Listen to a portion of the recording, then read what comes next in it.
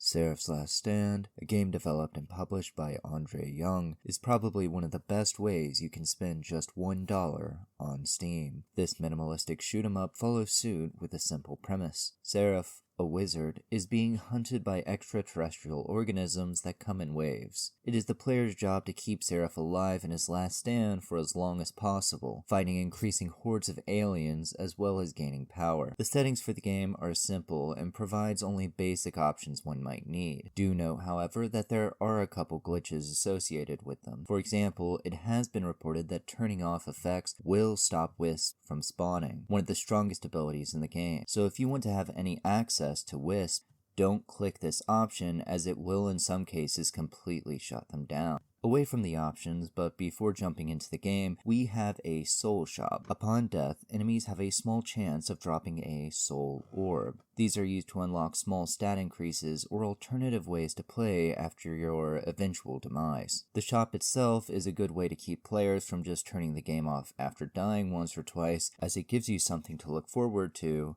and a sense of progression that some games sadly lack. The stabs you can unlock are incredibly fun and diverse, each offering a completely different way to enjoy the game. For example, the boom staff, while doing less damage to a single target, hits many surrounding that target, dealing more overall damage as well as applying more aliens with effects like wound faster. Separate hats, while being a great idea overall as well, has a problem where certain hats are just direct downgrades late game. Take for example the propeller beanie. While wearing it, you have 2 jumps, but are unable to control the height of your jump. Not being able to control the height of your jump sucks immediately, and only gets worse as you get upgrades to jumping specifically, which kind of ruins the whole point of the hat.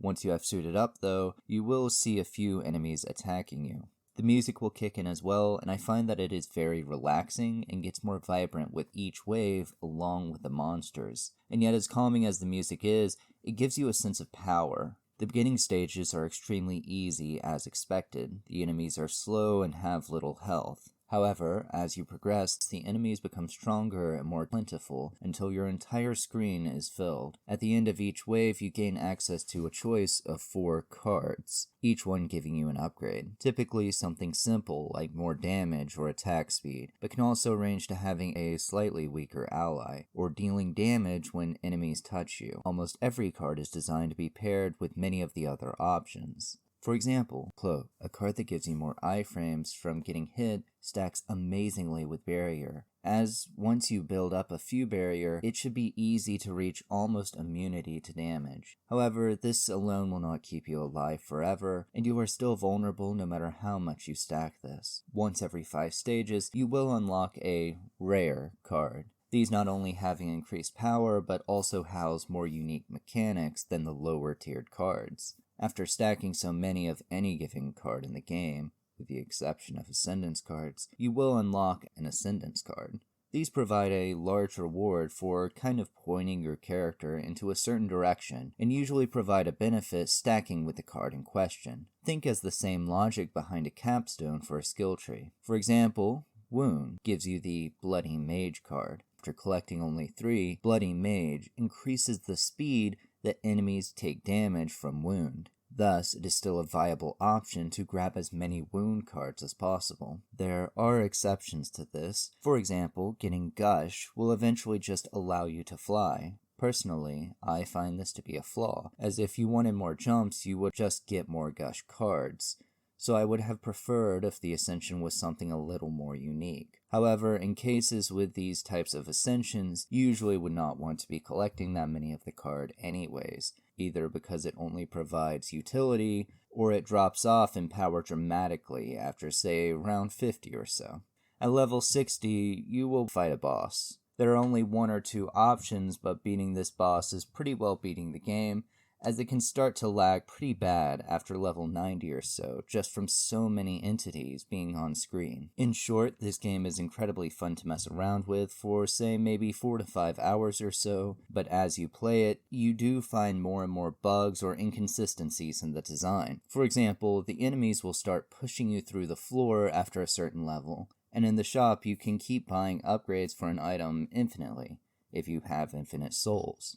In my experience, the game will not set a hard cap, nor stop you from doing so unless you move off of the upgrade and back on. I suggest this game to anyone, especially if it is on sale, as I doubt many games that are this cheap can provide as much fun as this did for me. This is the perfect game if you are on the go, or just can't pay full attention and want something in the background a little more interactive than, say, a clicker game. It very much reminds me of some of the old Flash games that used to be around, and I think that type of charm is perfect for this title. The next part of this video is for those who have already bought the game, maybe understand its core mechanics, but could possibly use some guidance to the game, as well as maybe obtain new ideas for any future builds.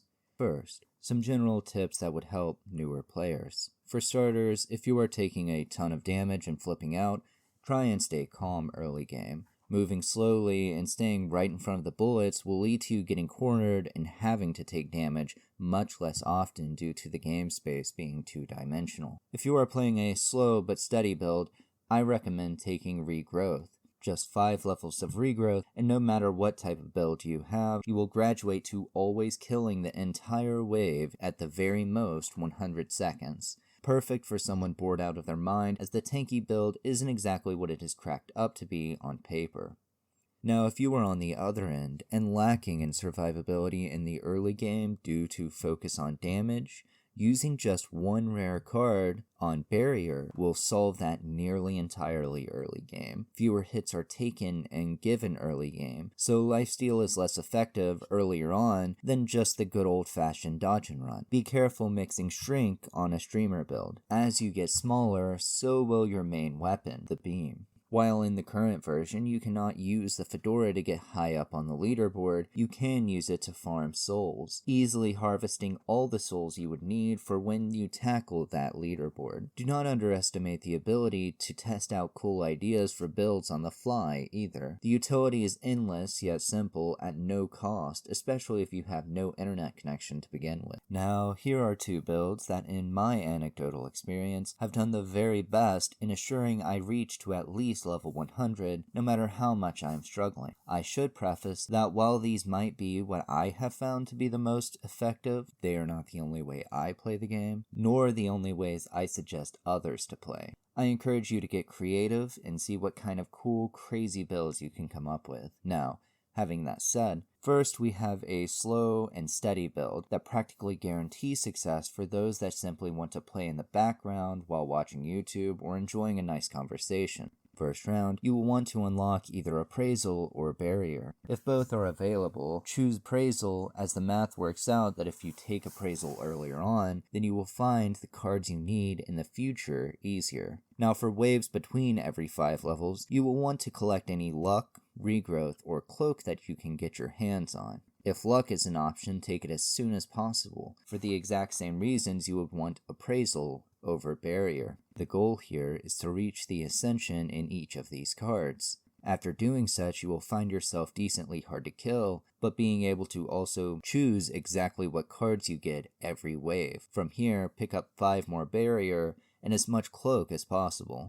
After you have achieved 8 Barrier, it becomes more potent to spend your cards on Cloak instead, which is why you would grab so much more Cloak. I find stacking 20 or so might be overkill, as the things that damage you at this point will punch through it no matter how much you obtain. They will start to overlap, but you will always be vulnerable with this strategy, at least to some degree. I recommend grabbing Overheat and achieving its Ascension, Burning Man. This will kill off your biggest concerns rather quickly, that being melee attackers.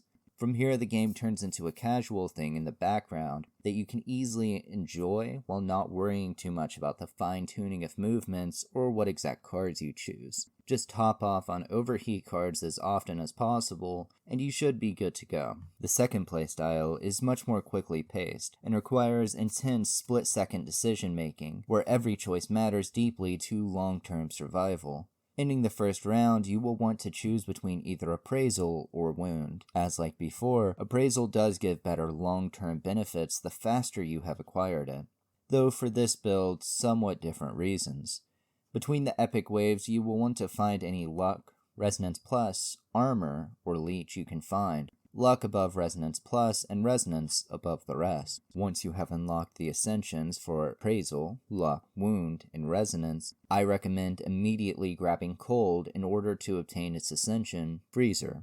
Pairing all this with Plague Spreader makes it even more incredibly strong, though you will probably not need it. The idea of this build being that your beam from Streamer will spread across all enemies on the battlefield, freezing them in place nigh instantly, dealing insane burst damage and making them bleed all in one. Once you have grabbed 10 armor cards, it's not really your biggest concern. And to grab any more might mean you are better off grabbing health instead. Leech will always stack well with this, as you are dealing such insane amounts of DPS that even a small amount of Leech might heal you so fast that the enemy simply cannot deal any lasting damage. There is a point where you putting any more into Resonance does nothing. At this stage in the game, I recommend going for a sort of crit build. Max out your crit chance with Eyesight, and then maximize the damage each shot with Precision. This will stack with Bleed also, by the way, in case you needed even more damage.